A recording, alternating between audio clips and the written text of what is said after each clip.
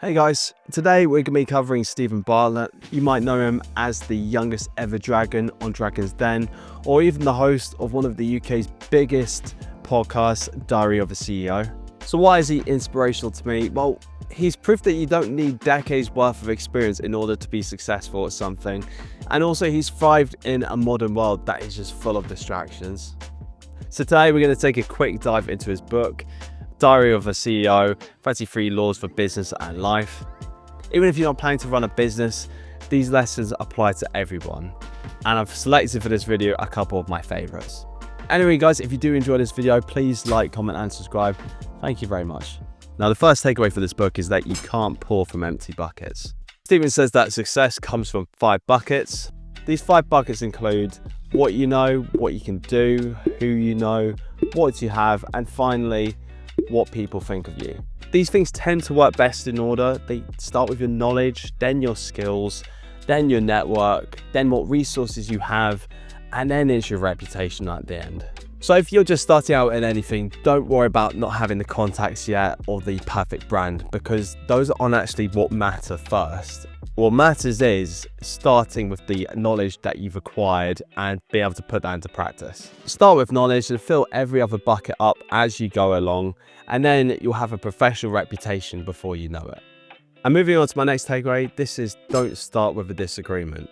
In the book, Steven highlights this study where participants would have these brain scans. If they agreed, their brain activity would light up, but if they disagreed with people, it would almost shut down entirely.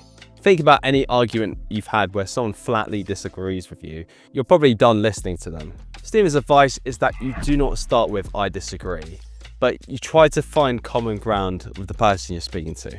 It's actually found that the people that change our minds the most are people that we agree with 98% of the time. And this is a reminder that communication, not just being right, is actually the secret to influence.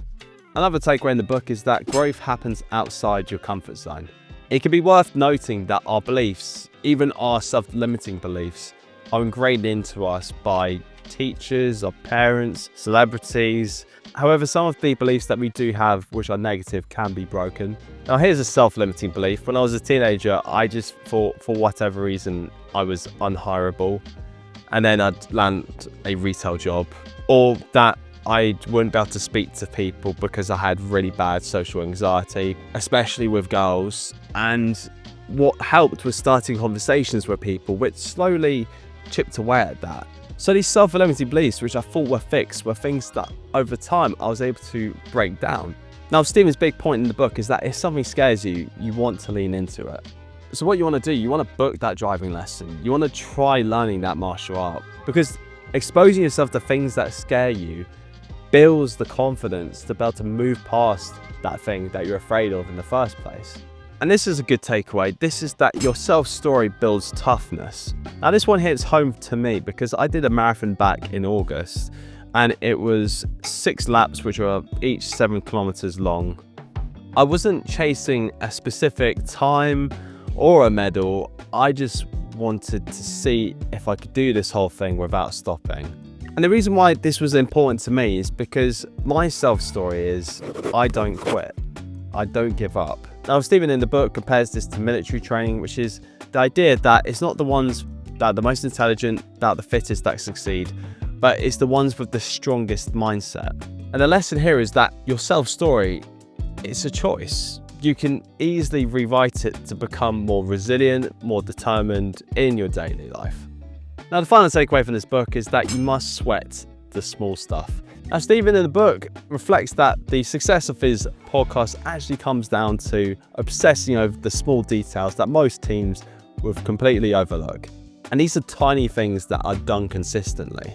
Take Toyota and the concept of Kaizen, which means endless improvement. The car manufacturer is actually known for their philosophy that everything can be endlessly improved to be even more efficient. Some of the things they've done for their workers is increase the size of the staff water bottles, so that way they stay more hydrated, or even increase the font size of their caution signs to reduce accidents. Now, apply this to your own life. Small efforts, they do compound. Like, it's not the grand gestures that make people fall in love with us, it's the small little things that are repeated over time. Aim for something like 1% improvement every single day, and over the course of an entire year, that growth is just really hard to ignore. So even if you don't feel like it, just show up. That's where the compounding happens. Anyway guys, I actually really enjoyed this book. I think it's definitely worth picking up and having a full read through. And the reason is because it's not chock full of self-development cliches like you might find in a lot of other books. He grounds this book in his own background and also his experiences as an entrepreneur and a business owner. So even if you're not looking to be any one of those things, it's still something which is very applicable to yourself. So we've got tons more self-development content on the way and books. But if you are new here, you know what to do.